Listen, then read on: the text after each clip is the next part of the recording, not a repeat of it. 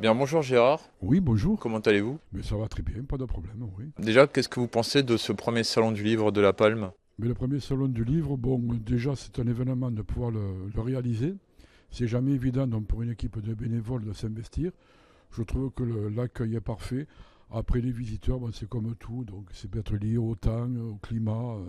C'est un premier, voilà. Et j'espère qu'il va se pérenniser, qu'il y en aura d'autres, voilà. Il le mérite, voilà. Quels sont vos univers? Alors moi, j'écris surtout des romans du terroir, dans des histoires du début XXe siècle, basées sur des faits réels dans la haute vallée de l'Aude, le Fenouillade en particulier, la vallée de la Bouzanne au pays de Château le Puy-Laurent, ainsi que des romans historiques, un peu de poésie japonaise que l'on nomme le haïku, et album jeunesse. Voilà. Pouvez-nous présenter vos ouvrages qui parlent de ce que vous avez dit à l'instant? Alors, bon, j'en ai écrit, on va dire, allez, pour le moment, je suis à mon 48e ouvrage. J'ai dû en écrire à peu près une quinzaine qui parlent, bon, ça va, par exemple, le dernier, ce qui est sorti en 2024, c'est une histoire de trésor de la Bouzanne, d'un trésor de l'époque du prince Édouard III, qu'on appelait donc Édouard III le prince noir, le roi d'Angleterre. L'histoire de trésor de la vallée de la Bouzanne. D'autres parlent de hameaux abandonnés, d'autres d'histoires de famille, etc. Et les romans historiques, c'est surtout donc sur la guerre de 14, la guerre d'Espagne, bien sûr la résistance, et puis bon, le crash de deux avions qu'il y a eu dans la Haute-Vallée. Tout à l'heure, quelqu'un qui a écrit un livre par rapport à un olivier et qui était hier une pièce de théâtre sur les résistantes m'a parlé de vous et de ce qui a été réalisé dernièrement. Oui, tout à fait. Donc j'ai eu l'occasion de la rencontrer tout à l'heure. Je ne la connaissais pas, une personne très intéressante. Nous avons discuté ensemble et je lui disais donc je suis dans mon petit canton de la Haute-Vallée de l'Aude, donc délégué cantonal du Survenu français. Mon siège donc, est à Campagne-sur-Aude, Quillan. Et cette année, donc, avec tous mes collègues sous couvert de la délégation départementale, nous avons organisé les chemins du 80e anniversaire de la Libération. C'est-à-dire on a commencé par la commune de Salvezine, laquelle je suis élu, parce que Salvezine est au pied du château de Puy-Laurent, mais c'est surtout la première ville de l'Aude qui a été libérée par le maquis Jean-Robert Faïta, puisque donc, ça a été le maquis qui était au col là-haut du Conil, et on a été la première libérée. Ensuite, le lendemain, nous avons commémoré également l'arrivée de l'Américain, le lieutenant Swan, dans la commune du Clat, qui est au-dessus d'Axat, avec parachutage. Donc, c'était un moment assez émouvant. On a continué par le 17 août, par les gorges d'Alette, où le lieutenant Swan est tombé pour la France. On a continué par Alette également, par Luxurode, par Belvis, par l'Escale, qui est dans l'autre vallée d'Olle également, sur le plateau d'Ossau. Et on a créé ce qu'on appelle les chemins de la mémoire. C'est important. C'est important, surtout que c'était le 80e anniversaire, et surtout de ne pas oublier. Ensuite, donc, dans la même lignée, il y a donc chez nous, donc, au pied du château, toujours pareil, ce qu'on appelle donc la forêt d'Enmalo, le bac des stables. Ça se situe plutôt entre Axat et la Pradelle. Il y a eu deux crashs d'avions. Le premier, c'était le 20 décembre 1940, un avion qui est parti de Clermont-Ferrand, pour simplifier, disons, allait se rendre à Perpignan. Il a été mal aiguillé, il a heurté le pic, il y a eu 4 morts. On a retrouvé les corps 9 ans après. Les recherches ont été arrêtées en juin 1941. Et là, c'est important parce que le 4 août 1941, un autre avion, dans lequel il y avait la première pilote de l'armée française, Claire Roman, est parti de la même base d'Olna, à côté de Clermont-Ferrand, a rejoint Perpignan, a changé d'avion, elle a pris un caudron, qu'on appelle le goéland, elle a survolé le pic, elle s'est scratchée. Il y a eu 3 morts. Bon voilà, ça c'était le 4 août 1941.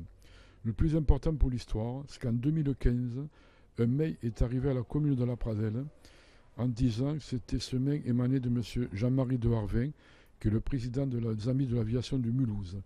Il demandait, Monsieur le maire, le 4 août 1941 est tombé dans votre terre un avion goéland immatriculé tant. Nous aimerions connaître les circonstances du crash. Existe-t-il des vestiges sur zone? Où sont passés les corps? Monsieur le maire me dit voilà, ça c'est une action pour toi.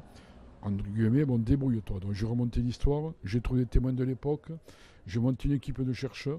Il y avait l'autorisation de la DRAC Occitanie, Aéroscopia Toulouse et Mulhouse Aviation de Mulhouse.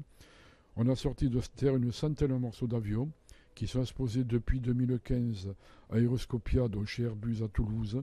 Et là, c'est encore une fois la mémoire qui est remontée. Et maintenant, on va ériger une stèle à la commune de Salvezine et des panneaux didactiques dans la forêt sur le lieu du crash. D'accord, et la stèle elle sera mise au camp? Alors la stèle, bon, j'attends maintenant pas une autorisation, mais disons que j'ai déjà réglé une partie pour trouver les financements avec l'ONAC, Souvenir français et les communes environnantes. Ce qu'il y a, c'est que on joue le jeu avec la communauté de Mulhouse, qui est en train de faire l'acquisition de la maison familiale de Clermont-Romand pour établir un musée. Dès lors que ça sera réalisé, nous restaurerons la tombe qui est en déshérence dans un cimetière de Carcassonne, certainement je pense à la délégation, et pour l'honorer chaque année, et à ce moment-là, on fera une stèle dans notre commune et les panneaux dans la forêt sur le lieu du crash. Vous dire une date? Je fais beaucoup de devoirs de mémoire. On dirait que vous avez peur qu'on oublie. Pourquoi on pourrait oublier? Pourquoi on pourrait oublier?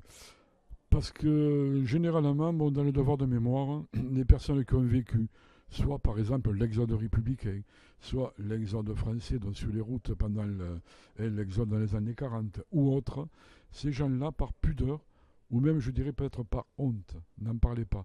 Parce qu'ils avaient honte de leur sort, ils n'en parlaient pas. La génération qui a suivi, c'était leurs propres enfants, avaient peut-être le devoir de se taire. Aujourd'hui, ceux qui en parlent sont les petits-enfants. Et là, donc, il faut parler pour ne pas oublier. Parce que si on oublie la mémoire d'aujourd'hui, si on ne sait pas d'où on vient, eh bien, on ne sait pas où on va aller. Et aujourd'hui, d'autant plus, il faut savoir et surtout préserver ces choses-là. Et surtout qu'on risque, si on oublie, on va peut-être refaire les mêmes erreurs que les anciens. On risque peut-être, mais j'espère que l'être humain, je le pense assez intelligent, je dirais virgule, quoique. Non, mais ça, c'est un autre débat. Vous avez des projets de livres prochainement? Alors, prochainement, des projets de livres, oui. Là, il y en a un qui est tout à fait différent, puisque, je suis à la base collectionneur d'archives, mais des archives originales du XIIe siècle, c'est-à-dire le parchemin en langue médiévale ou autre, jusqu'aux lettres de soldats de 1945. Et dans le lot, donc, j'ai récupéré un journal qui est assez intéressant. C'est un journal qui était tenu par une novice sous l'époque Napoléon Ier, qui est traitée dans un institut catholique. Et là, elle est tombée amoureuse de la responsable, de la mère supérieure. Et tous les soirs, à la lueur de la bougie, elle raconte donc vraiment ce qu'elle ressent. Et c'est pas trahir un secret, mais j'ai mis en lumière, donc, ça s'appelle tout simplement le silence de l'ombre. Et je retranscris et je vais faire reparler ce manuscrit qui a à peu près maintenant 200 ans et qui parle d'une période déjà qui était vraiment bouchée et vraiment le souhait d'une religieuse qui ne savait pas trop où elle habitait, c'est le cas de le dire. Voilà. Ça, c'est mon projet. Et je suis en train d'écrire un également sur l'histoire du château de Puylaurens, sur l'histoire de la croisade, etc. Voilà. Où on peut te suivre sur les réseaux? C'est que je ne suis pas du tout sur les réseaux. Donc j'habite déjà en pleine montagne, un petit hameau de 8 habitants. Je suis déconnecté, façon de parler. Je ne suis pas un sauvage, la preuve, je suis ici. Je suis également élu, donc investi dans pas mal de choses. Mais je ne suis pas sur les réseaux sociaux. Je suis quand même président des auteurs d'Occitanie et engagé dans d'autres sections littéraires. Les gens me mettent sur les réseaux. Je sais que je suis sur Google, ça c'est sûr. Si on tape Gérard Bayet écrivain, on trouve tout mon parcours. Mais voilà, après disons, j'ai pas de blog pour me suivre directement. Voilà. Quel message aurez-vous à dire aux organisateurs et organisatrices de ce premier salon? Alors surtout ne pas se décourager. Parce que si vraiment il y avait la clé de la réussite, façon de parler, je parle pour faire venir le public, ça se saurait. Et donc ne pas se décourager, pérenniser l'événement. Et puis voilà, donc je n'ai rien à dire là-dessus. Hier même, j'organisais avec la municipalité et les amis de Joseph Delteil un salon à Pieusse. On a eu donc une fréquentation qui a été minime, pour pas dire un peu comme ici. Il n'y a pas de secret, il n'y a pas de miracle, ou sinon on serait déjà les tenants et les aboutissants. Et quel message aurais-tu à dire aux personnes qui sont en train de t'écouter là maintenant et qui te découvrent? Mais surtout essayer de continuer à croire en sa personne, en faisant vraiment du bien, en essayant de ne pas oublier des événements qui se sont passés, essayer d'aller de l'avant, essayer de rendre vraiment service à son prochain, car si tout le monde se donnait la main, on n'en serait peut-être pas là aujourd'hui, mais ça, c'est une autre histoire. D'accord, je vous remercie beaucoup et à bientôt. Mais c'est moi qui te remercie. Eh bien, à bientôt. Merci beaucoup. et bonne continuation. Et merci beaucoup.